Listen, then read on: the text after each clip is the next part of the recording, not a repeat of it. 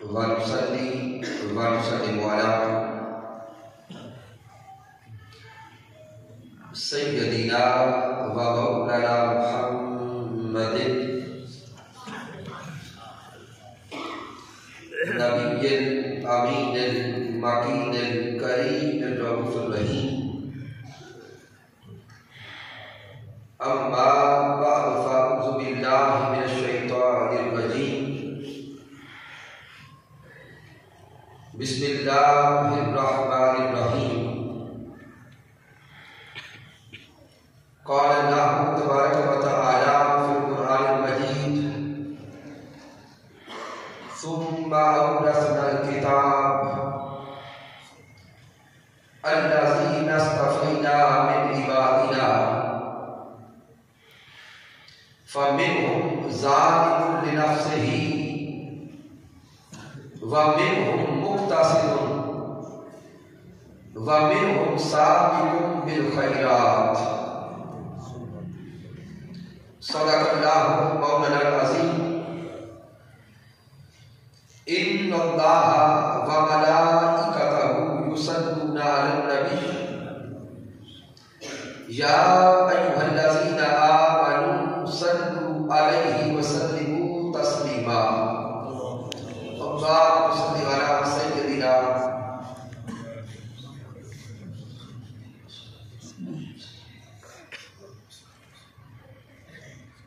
اللہ رب العزت کی توفیق سے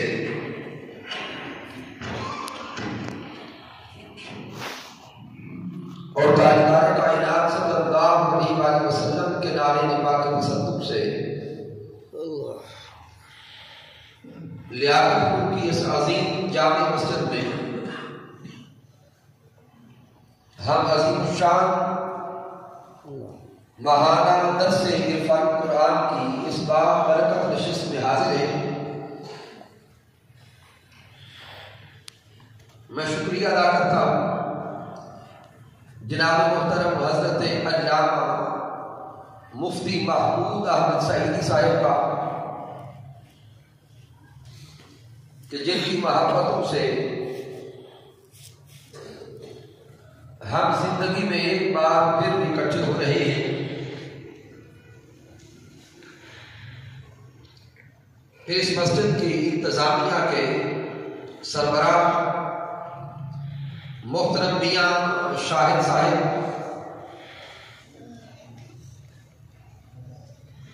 سرپرست تحریک ملال قرآن جناب محترم ڈاکٹر حبیب احمد سہروردی صاحب اور دیگر قائدین کارکنان اور آقا علیہ السلام سے تعلق کے عشقی اور حبی رکھنے والے جلیل دیوانگار مصطفیٰ، دعا کرتے ہیں کہ رب کائنات ہماری اس کاوش کو اپنی بارگاہ اقدس میں قبول فرمائے. سامعین محترم، چونکہ اس مسجد میں ہمارا یہ پہلا درس عرفان قرآن ہے، اس لیے آج کی اس نشست کے لیے جس موضوع کو چنا ہے وہ ہے قرآن مجید اور ہماری زندگی، کہ ہمارا قرآن مجید فرقان حمید کے ساتھ تعلق و رشتہ کیا ہے. اس موضوع کے لیے سورۃ الفاتر کی آیت کریمہ نمبر 32 تلاوت کرنے کا شرف حاصل ہوا ہے. اس آیت مبارکہ کا ابتدائی حصہ تلاوت کیا ہے جس میں مالک کائنات نے ارشاد فرمایا: ثم اورثنا الکتاب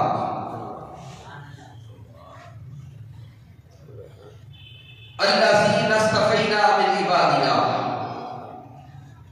میرے اللہ نے فرمایا کہ پھر ہم نے اپنے بندوں میں سے چنے ہوئے بندوں کو اس کتاب کا وارث بنا دیا. الذین اصطفینا من عبادنا، کہ اپنے بندوں میں سے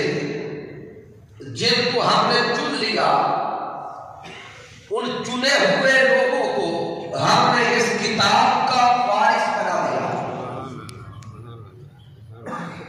تو آئیے آج یہ سوچنا ہے کہ اس کتاب قرآن مجید فرقان حمید کے وارث کون ہے؟ اللہ اکبر سبحان. میں مثال کے ساتھ موضوع کو آگے بڑھانا چاہتا ہوں. جب تفسیر کا مطالعہ کریں گے تو آئمہ تفسیر بیان کرتے ہیں کہ رب کائنات جن لوگوں کی طرف اشارہ فرما رہا ہے کہ اس کتاب قرآن کے وارث کون ہے تو وہ آقا علیہ السلام کی امت ہے. تاجدار کائنات صلی اللہ علیہ وسلم کے امتی اس کتاب کے وارث ہیں. تو آئیے ہم اپنے اندر اگر جانتے دیکھیں تو آقا علیہ السلام کے وہ امتی ہم ہی تو ہیں جنہوں نے محبوب علیہ السلام کا کلمہ پڑھا, جو آقا کی غلامی میں آئے. تو گویا اللہ رب العزت ہم ایمان والوں سے فرما رہا ہے کہ اے ایمان والوں میں نے تمہیں چن رکھا ہے اور تم ہی اس قرآن کے وارث ہو. تو اہل ایمان اللہ کے کلام قرآن مجید فرقان حمید کے ورثاء ہیں. پھر میرے اللہ نے ارشاد فرمایا کہ وہ جو اس کتاب کے وارث ہیں ان کے 3 طبقات ہیں, ان کے 3 درجات ہیں. آگے میرے اللہ نے ارشاد فرمایا فَمِنْهُمْ ظَالِمٌ لِنَفْسِهِ وَمِنْهُمْ مُقْتَصِدٌ وَمِنْهُمْ سَابِقٌ بِالْخَيْرَاتِ. رب کائنات نے اعلان فرما رہا ہے کہ انہی ورثاء میں سے ایک طبقہ وہ ہے جو اپنی جانوں پر ظلم کرنے والا ہے. وَمِنْهُمْ مُقْتَصِدٌ, ایک طبقہ وہ ہے جو مقتصد یعنی درمیانی رویہ رکھنے والا ہے. وَمِنْهُمْ سَابِقٌ بِالْخَيْرَاتِ, اور ایک طبقہ وہ ہے جس طبقہ نے اس قرآن کے ساتھ اپنا تعلق جوڑا, تعلق پختہ کیا, اس کے ساتھ اپنا رشتہ اتنا مضبوط کیا کہ سابقٌ بالخیرات, نیکیوں میں, صالحیت میں, تقویٰ میں, رب کی معرفت میں وہ سب سے بڑھ جانے والے ہوئے. تو سامنے کو پہلا نقطہ میں سمجھ آیا کہ اس کتاب قرآن کے وارث ہم امت مصطفیٰ ہیں. اس کتاب کے وارث امت مصطفیٰ ہیں. پھر ان ورثاء میں سے اگر دیکھا جائے تو 3 طبقات ہیں. کتنے طبقات بولیں گے؟ 3 طبقات ہیں. آئیے اب ہم اپنے بارے میں سوچیں اور اپنے آپ کو ٹٹول کر دیکھیں کہ ہمارا شمار کس طبقہ میں آتا ہے. میرے اللہ نے فرمایا فَمِنْهُمْ ظَالِمٌ لِنَفْسِهِ, ایک طبقہ ظالموں کا ہے تو وہ بھی ورثاء کے اندر, لیکن ہے ظالم یعنی ورثاء تو ہے, کلمہ پڑھ کر محبوب کی غلامی میں تو آئے, ایمان والا ہونے کا دعویٰ تو کرتے ہیں, لیکن کبھی اس کتاب کو کھول کے نہیں دیکھا, کبھی قرآن مجید کی تعلیمات کو دیکھا نہیں ہے, کبھی اس کتاب کی تلاوت نہیں کی, اس کتاب کے ساتھ رشتہ نہیں جوڑا. رب کائنات فرما رہا ہے ورثاء تو وہ بھی ہیں لیکن ایسے ظالم ہیں کہ ورثاء میں ہو کر بھی قرآن کے ساتھ رشتہ جوڑا نہیں ہے. پھر میرے اللہ نے فرمایا وَمِنْهُمْ مُقْتَصِدٌ, دوسرا طبقہ درمیانی طبقہ ہے کہ کبھی کوئی محفل میں آ گیا, اصلاح کی بات سن لی, کبھی کوئی خوف آ گیا, اللہ کا ڈر آ گیا, تو کبھی اس کتاب کو کھول کے دیکھ لیتے ہیں, کبھی تلاوت کر لیتے ہیں. یہ درمیانی طبقہ ہے. وَمِنْهُمْ مُقْتَصِدٌ, کبھی چھوڑ دیا, کبھی تعلق بنا لیا. وَمِنْهُمْ سَابِقٌ بِالْخَيْرَاتِ, اور ایک طبقہ ان سابقین کا ہے جن کا دن رات رشتہ اسی کتاب سے ہے، جن کا صبح و شام کا تعلق اسی کتاب سے ہے، جو دن رات رہنمائی اسی کتاب سے لیتے ہیں، رہنمائی اسی کتاب سے لے کر اپنی زندگی کے راستوں کو سیدھا کرتے ہیں، میرے اللہ نے فرمایا وہ سابقون بالخیرات، وہ نیکیوں میں سبقت لے جانے والے۔ سبحان اللہ۔ تو سب سے پہلے تو اپنے آپ سے بات کرتے ہوئے اپنے دل سے پوچھے کہ کیا ہمارا تعلق ظالمین سے ہے، مقتصدین سے ہے، یا سابقون بالخیرات کے طبقہ سے ہے؟ پھر اس کے بعد آئیے ذہن میں سوال پیدا ہوگا کہ جب میرے اللہ نے ارشاد فرمایا کہ اس کتاب کا وارث تمہیں بنایا ہے، ثم اورثنا الکتاب، تو ذہن سوچے گا وراثت میں تو ہمیشہ مال اور دولت اور خزانے دیے جاتے ہیں، کیونکہ ہم مادیت میں رہنے والے لوگ ہیں۔ ہمارا ذہن فوراً سوچتا ہے کہ وراثت میں تو جائیداد دی جاتی ہے، مال دیا جاتا ہے، خزانے دیے جاتے ہیں، یہ تو ایک کتاب ہے، تو کیا یہ بھی کوئی خزانہ ہے؟ تو سامنے جان لیں اس کائنات ارضی کے اندر اس کائنات کا سب سے بڑا خزانہ یہ اللہ کی کتاب ہے، سب سے عظیم خزانہ یہ قرآن مجید فرقان حمید ہے، کیونکہ اگر ایمان کی دولت چاہیے وہ بھی اسی کتاب کے اندر، معرفت کی دولت چاہیے وہ بھی اسی کتاب کے اندر، تقویٰ کی دولت چاہیے وہ بھی اسی کتاب کے اندر، اور اگر اس کتاب سے انسان پختہ تعلق جوڑ کر رہنمائی حاصل کر لے تو دنیا کے خزانے بھی اسی قرآن میں ہیں، آخرت کے خزانے بھی اسی کتاب میں ہیں۔ نعرہ تکبیر، اللہ اکبر، نعرہ رسالت، نعرہ خلافت، نعرہ حیدری۔ سامعین محترم، پھر یہ قرآن کیا ہے؟ یہ اللہ رب العزت کا کلام ہے، اس سے قیمتی شے پوری روئے زمین پر ہمیں اور کوئی نہیں مل سکتی، اور یہ قرآن وہ عظیم کتاب ہے جس کے بارے میں میرے اللہ نے ارشاد فرمایا لو انزلنا ھذا القرآن علی جبل رأیتہ خاشعا متصدعا من خشیۃ اللہ، یہ تو وہ کتاب ہے کہ جس کو پہاڑ برداشت نہ کر سکے، لیکن اللہ نے نسبت مصطفیٰ صلی اللہ علیہ وسلم کا صدقہ یہ ایمان والوں کو عطا فرمایا۔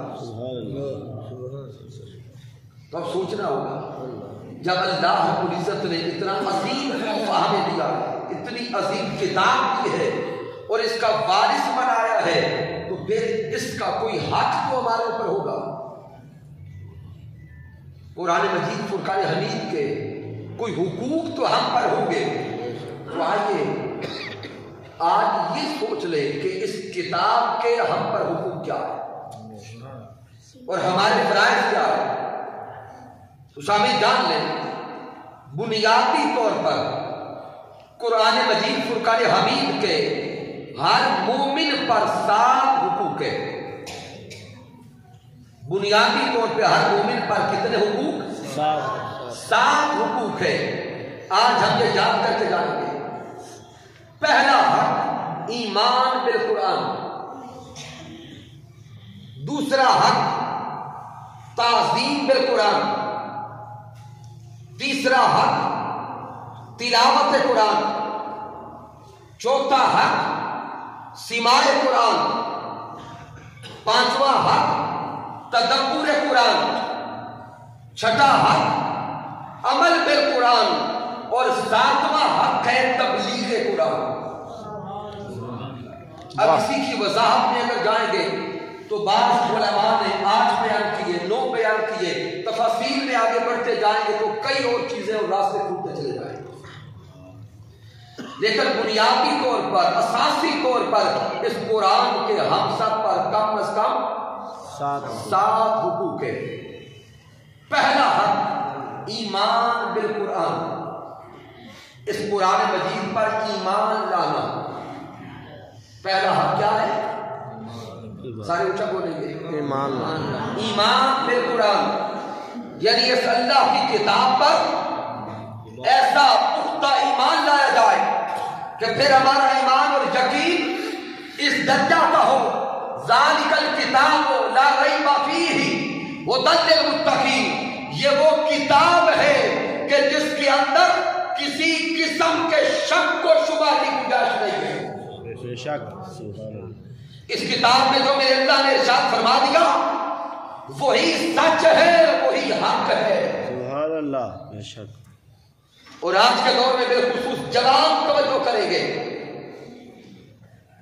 چونکہ یہ جدید سائنسز کا دور ہے۔ ہماری نوجوان نسل جب یونیورسٹیز کے اندر جاتی ہے، پھر کئی پروفیسر، کئی ذہن کے لوگ ہمیں ملتے ہیں، پھر اس لیول پر آ کر جب ہم سائنسز کو پڑھتے چلے جاتے ہیں تو بعض مقامات ایسے آتے ہیں کہ قرآن کی تعلیم ہمیں کچھ اور ظاہر بتاتی ہے اور سائنس ظاہر کچھ اور نظر آ رہی ہوتی ہے۔ ہمارے جوانوں کا ذوق اور میلان سائنس کی طرف ہوتا ہے تو بعض اوقات ذہن بھٹکنے لگتا ہے کہ قرآن و حدیث میں اس موضوع پر ابحاث کچھ اور ہے اور سائنس کا تجربہ کچھ اور بتا رہا ہے۔ یہ موقع ہوتا ہے آزمائش کا، تو نوجوان ذہن میں یہ نقطہ بٹھا لے، سائنس مفروضہ سے شروع ہوتی ہے، مفروضہ ہے، پھر تجربہ ہے، پھر مشاہدہ ہے، پھر نظریہ کی طرف جاتی ہے۔ ممکن ہے سائنس جو نظریہ آج دے رہی ہے چند سالوں کے بعد اس کا نظریہ بدل جائے۔ درجنوں نظریات ایسے ہیں سائنس کے جو پچھلی صدی میں کچھ اور تھے، آج سے 20 سال پہلے کچھ اور تھے۔ جب سائنسی تجربات بہت آگے چلے تو سائنس نے اپنے نظریات کو بدلا اور قرآن مجید اور حدیث مبارکہ کی اتباع میں آئی، لیکن قرآن وہ پختہ کلام ہے اور وہ پختہ علم ہے جو آج سے 1500 سال پہلے ذات مصطفیٰ پہ اترا ہے۔ اس کتاب میں جو آیا ہے وہ کل بھی سچ تھا، آج بھی سچ ہے اور قیامت تک یہی سچ بھی ہوگا اور حق بھی ہوگا۔ نعرہ تکبیر، اللہ، نعرہ رسالت، یا رسول اللہ، نعرہ خلافت، اچھا اللہ، نعرہ حیدری، تحریک منہاج القرآن۔ اور اگر کوئی ایسے میرے دوست احباب جوان بیٹھے ہیں جو سائنسی دنیا کے ساتھ تعلق رکھتے ہیں، سب سے پہلے تو ایمان اور یقین کا یہ نقطہ ذہن میں بٹھا لے کہ سب سے بڑا سچ اللہ رب العزت کے کلام میں ہے۔ بے شک، بے شک، بے شک۔ پھر اگر سائنسی زندگی کے مشاہدات اور تجربات میں اس سے الگ کوئی چیز نظر آئے تو دیکھو خرابی وہاں پہ ہوگی، کسی تجربہ میں کوئی کمی رہ گئی ہوگی۔ رب کائنات نے جو اینڈ نقطہ ہے علم کا وہ بیان فرمایا۔ تو قرآن مجید فرقان حمید کا پہلا حق ایمان بالقرآن، بے شک، بے شک۔ پھر قرآن مجید فرقان حمید کا دوسرا حق ایک مومن پر ہے تعظیم بالقرآن، اللہ کے کلام کی تعظیم کی جائے، بے شک، اس کا ادب اور احترام کیا جائے، بے شک۔ اور اللہ رب العزت کے کلام کے ادب کا حال تو یہ ہے، میرے اللہ نے خود قرآن مجید میں ارشاد فرمایا لا یمسہ الا المطہرون، کہ اے بندے اگر تم نے ارادہ کیا ہے اس کتاب کے قریب آنے کا، اس کو چھونے کا، تو اس کلام مجید کو چھونے سے پہلے اپنے آپ کو دھو لے، صاف کر لے، پاک کر لے۔ اگر غسل کرنے والا ہے تو غسل کر، وضو کرنے والا ہے تو وضو کر، جب تک تیرا ظاہر و باطن، تیرا بدن تیرا جسم پاک نہیں ہوتا تب تک اس اللہ رب العزت کے کلام کے قریب بھی نہ ہو۔ تو قرآن مجید فرقان حمید کا دوسرا حق ہے تعظیم بالقرآن، کہ اس کتاب کا ادب کیا جائے، احترام کیا جائے۔ پھر قرآن مجید فرقان حمید کا تیسرا حق تلاوت قرآن۔ تیسرا حق کیا ہے؟ تلاوت قرآن۔ قرآن مجید فرقان حمید کی تلاوت کی جائے اور اس انداز سے تلاوت کی جائے جیسا تلاوت کرنے کا حق ہے۔ وَرَتِّلِ الْقُرْآنَ تَرْتِيلًا۔ سبحان اللہ۔ میرے اللہ نے فرمایا کہ اس کتاب کی، قرآن کی تلاوت خوب ٹہر کر کرو، ادب سے کرو، احترام سے کرو، اور اس طرح لذت میں ڈوب کر اور اس کلام کی مستی میں ڈوب کر کرو کہ جب اس قرآن کی تلاوت کر رہے ہو ایک ایک لفظ تمہارے من میں اترتا چلا جائے۔ سبحان اللہ، سبحان اللہ۔ سامعین محترم، تلاوت کس انداز سے کی جائے؟ تلاوت قرآن کرنے سے پہلے اس تلاوت کا سیکھنا ضروری ہے، یعنی یہ جو تلاوت قرآن کا حق ہے یہ سیکھنے کے مرحلہ سے لے کر روٹین ہر روز کی عادت بنانے تک کے سارے مراحل اس کے اندر ہیں۔ تو سامعین، تلاوت قرآن سیکھنے کا عمل کیا کہ اس قرآن کی تلاوت کرنے سے پہلے اس کو معروف طریقے سے سیکھو۔ ہمارے معاشرے کا حال اللہ ماشاءاللہ یہ ہے کہ ہم قرآن مجہول پڑھتے ہیں، الف بے تے سے کے انداز سے ہم اردو کے طریقہ سے اس قرآن کو بھی پڑھنا شروع کیا۔ ہمیں خبر تک نہیں کہ اس کلام مجید کی تلاوت کے آداب کیا ہیں، ان حروف کے مخارج کیا ہیں۔ تو سب سے پہلا مرحلہ یہ ہے کہ قرآن مجید فرقان حمید جب نازلہ بھی پڑھے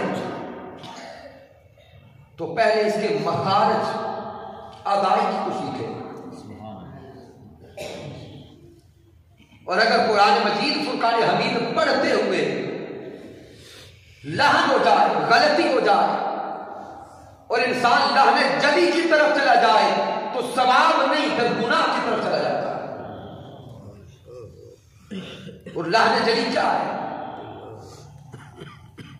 حروف کا حروف سے بدل دینا۔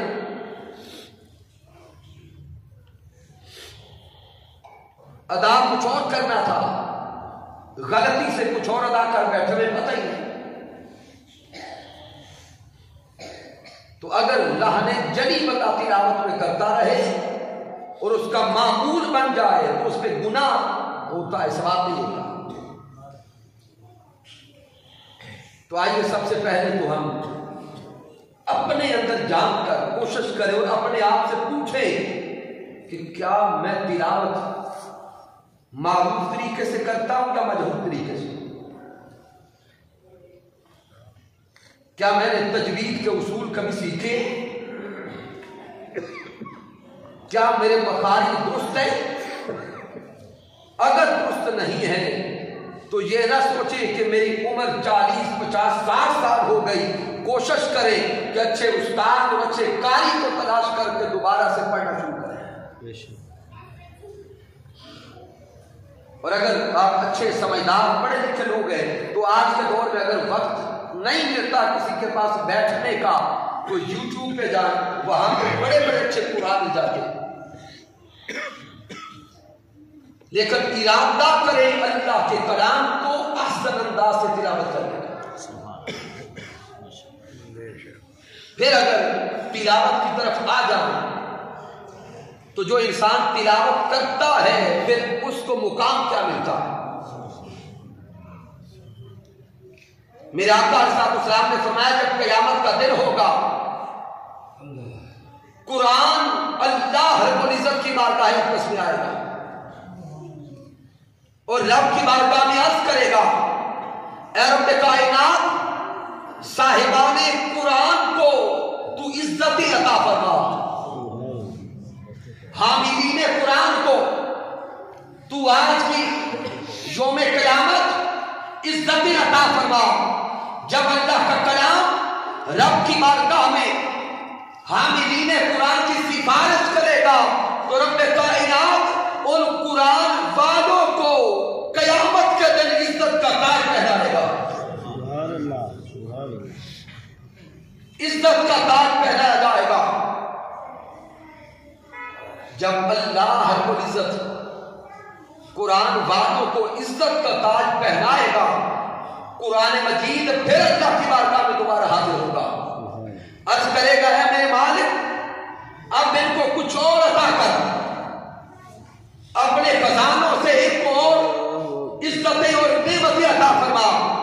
میرے آقا فرماتے ہیں کہ پہلے عزت کا تاج پھر رب کی بارگاہ سے اہلِ قرآن کو کرامت کا تاج پہنا جائے گا.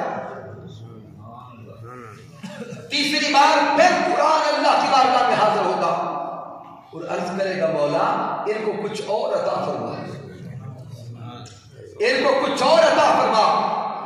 یہاں تک کہ میرے آقا فرماتے ہیں ان قرآن والوں سے میرا اللہ راضی ہو جائے گا. اللہ راضی ہو جائے گا اور پھر مالک کائنات ان صاحبان قرآن سے فرمائے گا اے دنیا کے اندر قرآن سے تعلق رکھنے والوں قرآن سے رشتہ جوڑنے والوں اب میری رضا کا عالم یہ ہے کہ تم یہاں پر اس قرآن کو تلاوت کرتے جاؤ پڑھتے جاؤ جنت کی منزلیں طے کرتے جاؤ. جہاں تک قرآن تلاوت کرتے جاؤ گے وہاں پر جنت کی منزلیں پاتے جاؤ گے. نعرہ تکبیر نعرہ رسالت نعرہ حیدری. سبحان اللہ سبحان اللہ. یہ تو سامع محترم قرآن مجید فرقان حمید کا تیسرا حق تلاوت قرآن. پھر اس کے بعد قرآن مجید فرقان حمید کا چوتھا حق ہے سماع قرآن کہ قرآن مجید کو سنا جائے اللہ کے کلام کو سنا جائے اور سنا بھی یوں جائے کہ سننے کا حق ادا کیا جائے. اب شامل غور کریں اللہ کے کلام قرآن مجید فرقان حمید کو سنا جائے اس کلام کی محبت میں ڈوب کر سنا جائے. اگر ہم غور کریں کیونکہ وقت کم ہے قرآن مجید فرقان حمید کے سما سے اس دور میں تو بیماروں کے علاج بھی کیے جا رہے ہیں. اب دیکھیں بڑے بڑے جو ہاسپٹلز ہیں ان ہاسپٹلز کے اندر اب قرآن تھراپی کے نام سے پورے کا پورا وارڈ بنایا جا چکا جہاں پر وہ مریض جو باقی سب علاج کرنے کے باوجود لا علاج قرار دے دیے جاتے ہیں ان کو اس وارڈ میں داخل کر کے صبح دوپہر شام اس قرآن کی تلاوت سنائی جاتی ہے. رب کائنات ان کو شفا دیتا ہے. یہاں تک کہ سماع قرآن کی اگر برکات دیکھیں تو اللہ رب العزت کا کلام سننے سے دل نرم ہوتے ہیں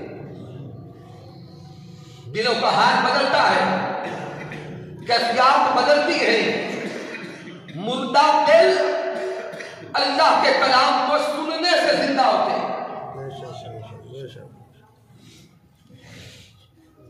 اللہ کے کلام کو سننے سے دلوں کی ویران کھیتیاں آباد ہوتی ہیں. میں صرف اشارہ ایک واقعہ کی طرف دیتا ہوں. حضرت عمر فاروق رضی اللہ تعالیٰ عنہ کے ایمان لانے کا واقعہ دیکھیں وہاں بھی تلاوت قرآن نظر آئے اور سماع قرآن نظر آئے. لیکن میں اشارہ دینے لگا ہوں حضرت فضیل ابن عیاض رحمۃ اللہ تعالیٰ علیہ کی توبہ احوال الاولیاء کی کتب کا مطالعہ کریں. حضرت فضیل ابن عیاض رحمۃ اللہ تعالیٰ علیہ جلیل القدر اولیاء اللہ. لیکن توبہ سے پہلے آپ ڈاکہ زنی کیا کرتے تھے. ایک رات جنگل میں آپ نے ایک قافلے کو لوٹا. اس قافلے میں ایک بچہ حافظ قرآن تھا اور وہ اپنی سواری پر بیٹھ کر اللہ کے کلام کی تلاوت کر رہا تھا. جب باقیوں کو لوٹتے لوٹتے حضرت فضیل ابن عیاض اس کے قریب گئے تو وہ ان آیات کی تلاوت کر رہا تھا. الم کان للذین آمنوا ان تخشع قلوبهم لذکر اللہ, کہ کیا ایمان والوں پر ابھی وہ وقت نہیں آیا کہ ان کے دل اللہ کے خوف سے دہل جائیں؟ کیا ایمان والوں پر ابھی وہ لمحہ نہیں آیا کہ وہ اللہ کے خوف سے لرز اٹھے, ان کے جسم کب کپا اٹھے؟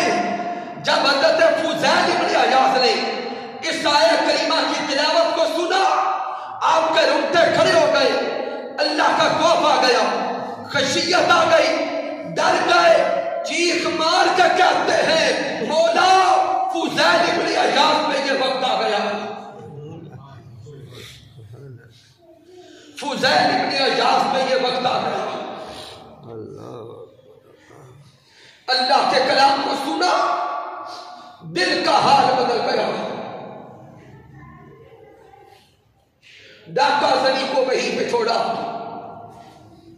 زاروں قطار ہونے لگ گئے اور روتے روتے اسی جنگل میں ایک غار میں جا کر ٹھہر گئے. چہرے پہ نقاب ڈالا, ساری رات بیٹھ کر روتے رہے, اللہ سے توبہ اور استغفار کرتے رہے. اسی غار کے اندر کوئی ایک اور قافلے کے لوگ رات گزارنے کے لیے چھپ کے بیٹھے تھے. جب آذان فجر کا وقت ہوا تو وہ جو قافلے والے چھپ کے بیٹھے تھے ان میں سے ایک شخص نے بول کے کہا کہ صبح ہونے والی ہے, عام سفر شروع کرتے ہیں. اسی قافلے کا ایک اور شخص بول کے کہتا ہے کہ ابھی تو آذان فجر کا وقت ہوا ہے, ابھی اندھیرا ہے, رک جاؤ, اگر ابھی نکلے تو اس جنگل میں فضیل ابن عیاض ڈاکو رہتا ہے, وہ لوٹ لے گا. ان کو کیا خبر تھی کہ پیچھے جو بیٹھا رو رہا ہے وہی فضیل ابن عیاض ہے. جب حضرت فضیل ابن عیاض نے یہ جملے سنے, دل پہلے ٹوٹ چکا تھا, دل کا حال بدل چکا تھا. یہ الفاظ دل میں تیر بن کے برسے, رو کے کہتے ہیں قافلے والوں نکلو, اپنے سفر کا آغاز کر دو, فضیل تمہیں کیا لوٹے گا, آج فضیل خود لٹ چکا ہے. آج فضیل خود لٹ چکا ہے. نعرہ تکبیر, اللہ اکبر, نعرہ رسالت, نعرہ خلافت, نعرہ حیدری, تحریک منہاج القرآن, درس عرفان القرآن. تو اللہ رب العزت کا یہ کلام یہ دلوں کے حالات بدلتا ہے, دلوں کی کیفیات بدلتا ہے, من کے ماحول کو بدل دیتا ہے, دلوں کی ویران کھیتیوں کو آباد کرتا ہے. ہم نے اس قرآن سے تعلق جوڑ کے کبھی نہیں دیکھا. ہم نہ تلاوت کرتے ہیں نہ سماع کرتے ہیں. ہمارے گھروں کے اندر تو یہ قرآن غلافوں میں یوں بند ہے کہ قرآن انتظار کرتا ہے کہ کب وہ وقت آئے یہ غلاف سے نکال کے میری زیارت کو کرے. دعویٰ ہم محبت مصطفیٰ کا کرتے ہیں, دعویٰ عشق مصطفیٰ کا کرتے ہیں, لیکن ہماری زندگی کے شب و روز قرآن کی تعلیمات کے مطابق نہیں چلتے. ہم تو اپنے زندگی زندگی میں دن رات شیطان کو کچھ کرتے رہتے ہیں. دیکھیں ہماری زندگیوں کی احوال، اپنی زندگی کے شب و روز کا مطالعہ کریں، اپنے گھروں کے اندر اپنی رسم و روایات کو دیکھیں. اگر کسی کی شادی کا موقع آ جائے تو شادی کے موقع پر ہم محفل تلاوت قرآن رکھتے ہیں یا کچھ اور کرتے ہیں. شادیوں کی رسومات میں ہمارے ہی گھروں میں دن رات ڈانس ناچ اور گانے نظر آتے ہیں. اور اگر کوئی ان لمحات میں رب کا خوف دلائے تو پھر سب جانتے ہیں کہ گھر والوں کا رویہ کیا ہوتا ہے. اور جب ساری کی ساری رسومات ادا کرنے کے بعد بیٹی کی رخصتی کا وقت آتا ہے تو پھر کوئی بول کے کہتا ہے کہ دونوں قرآن اٹھا کے لاؤ اس کے سائے میں رخصت کرے. ارے بیٹی کے رخصتی کے وقت اس قرآن کا سایہ کرنے والوں پہلے سارے کے سارے دن وہ رسومات اسی قرآن کی تعلیمات کی مخالفت میں گزاری ہے. اب قرآن کا سایہ دے کے کیا کرو گے؟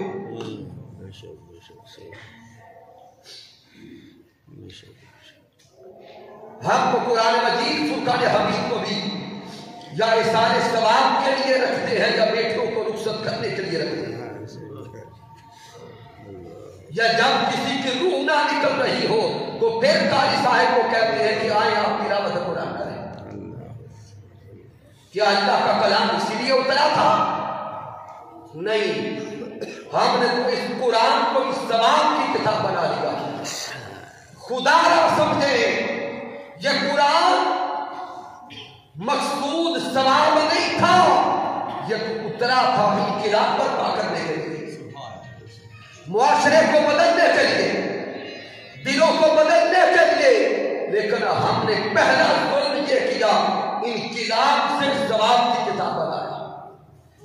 پھر ثواب کے لیے بھی جب دل کیا کبھی کھول لی، کبھی دل نہ کیا تو نہ کیا.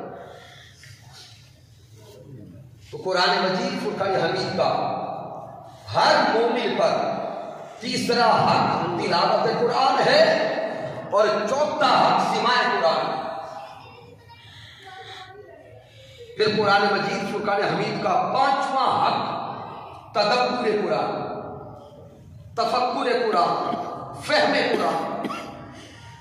پھر اللہ کے کلام میں غور و فکر کیا جائے کہ مالک کائنات ہمیں اس کلام میں حکم کیا دیتا ہے، اللہ رب العزت ہمیں فرماتا کیا، رب کائنات احکامات کیا دیتا ہے. اس قرآن کو جب تلاوت سیکھ لیں پھر اس قرآن کو ترجمہ کے ساتھ پڑھنا شروع کریں. پھر ترجمہ کے ساتھ پڑھتے ہوئے گہرائی کے ساتھ، لطافت کے ساتھ اور با نظر عمیق احکامات کو سوچتے چلے جائے، غور و فکر کرتے چلے جائے. یہ قرآن کا حق ہے. اور اس صدی کے اندر اگر آپ آسان ترین ترجمہ دیکھنا چاہتے ہیں تو وہ مجدد وقت حضور شیخ الاسلام ڈاکٹر محمد طاہر قادری مدثر الوالی کا ترجمہ عرفان قرآن ہے. آسان ترین ترجمہ قرآن. پانچویں پڑھا ہوا بندہ بھی اگر قرآن مجید کو کھول کے بیٹھے گا تو اس کو سمجھ آئے گی کہ اللہ رب العزت کے احکامات کیا ہیں. تو سامعین، قرآن مجید فرقان حمید کا پانچواں حق تدبر قرآن، تفکر قرآن. اللہ رب العزت نے جا بجا قرآن میں ارشاد فرمایا افلا یتدبرون، کبھی فرمایا افلا تعقلون، کیا تم عقل نہیں رکھتے؟ اس پہ غور و فکر کرو. اور یہ کتاب وہ ہے جس کے بارے میں میرے اللہ نے ارشاد فرمایا ولا رتب ولا یابس الا فی کتاب مبین. اللہ رب العزت نے ہر خشک و تر شے کا علم اس کتاب میں رکھا. پھر قرآن مجید فرقان حمید کا چھٹا حق عمل بالقرآن. اللہ کے کلام کا ہم پہ چھٹا حق کیا ہے؟ کیا بولے؟ عمل بالقرآن. قرآن مجید فرقان حمید کی تعلیمات پر عمل کرنا. تعلیمات پر عمل کرنا. پھر قرآن مجید کا 7واں حق تبلیغ قرآن. 7واں حق کیا ہے؟ تبلیغ قرآن. کہ جب تلاوت کر لی، فہم آ گیا، عمل کر لیا، اب اس قرآن کی تعلیمات کا ابلاغ کیا جائے، دوسروں تک پہنچایا جائے. یہ تعلیم دوسروں کے گھروں تک پہنچانے کی کوشش کی جائے تاکہ لوگ اللہ کے کلام سے جڑے، تعلق جوڑے. اسی لیے تو میرے آقا نے فرمایا، متفق کرے حدیث مبارکہ، میرے آقا نے فرمایا خیرکم من تعلم القرآن وعلمہ. آقا نے فرمایا تم میں سب سے بہتر وہ ہے جو قرآن سیکھتا ہے اور آگے سکھاتا ہے. تو قرآن مجید فرقان حمید کے ایک مومن پر کتنے حقوق ہیں؟ 7 حقوق. آئیے آج کے درس عرفان قرآن کا پیغام یہ ہے کہ ہم اپنے اندر جھانکیں، اپنے آپ سے کچھ کلام کریں، اپنے آپ سے پوچھیں کہ ہم اس کلام کے کتنے حقوق ادا کر رہے ہیں. اگر یہ حقوق کا ادا نہ کر کے گئے تو پھر قیامت کے دن اللہ رب العزت بھی ہم سے پوچھے گا کہ میں نے تم کو اپنی کتاب کا وارث بنایا تھا، بتاؤ وراثت کے کتنے حق ادا کیے. تحریک منہاج القرآن اس مادیت کے دور میں رجوع الی القرآن کا پیغام لے کے اٹھی ہے. اس قرآن کے ساتھ تعلق جوڑنے کا پیغام لے کے آئی ہے کہ آئے ہم سب مل کر اس قرآن کے حقوق ادا کریں، اس قرآن کے حقوق ادا کریں. میں شکریہ ادا کرتا ہوں اس مسجد کی انتظامیہ کے ساتھیوں کا اور تحریک منہاج القرآن کے قائدین و کارکنان کا، جن کو میرے اللہ نے یہ توفیق عطا فرمائی اور یہ درس عرفان قرآن کا تسلسل انشاءاللہ تعالی میرے اللہ نے چاہا تو جاری ساری رہے گا. دین محمد سے وفا ہونے تو ہم چہرے ہیں، یہ جہاں چیز ہے کیا لوح و قلم تیرے ہیں. میں نے جو کچھ بیان کیا اگر اس میں کچھ کمی ہے، کوئی کجی ہے، کوئی غلطی ہے تو مجھ ناچیز کی طرف سے ہے، رب کائنات معاف فرما دے. اگر اس میں کوئی اچھائی اور کمال ہے تو اللہ کی عزت کی قسم میرا کوئی کمال نہیں، یہ میرے اللہ کا کرم ہے، آقا علیہ السلام کی رحمت ہے اور میرے قائد، میرے مربی، میرے استاذ حضور شیخ الاسلام ڈاکٹر محمد طاہر قادری مدد زندہ والی کی صحبت کا فیضان ہے. وما علینا الا البلاغ المبین.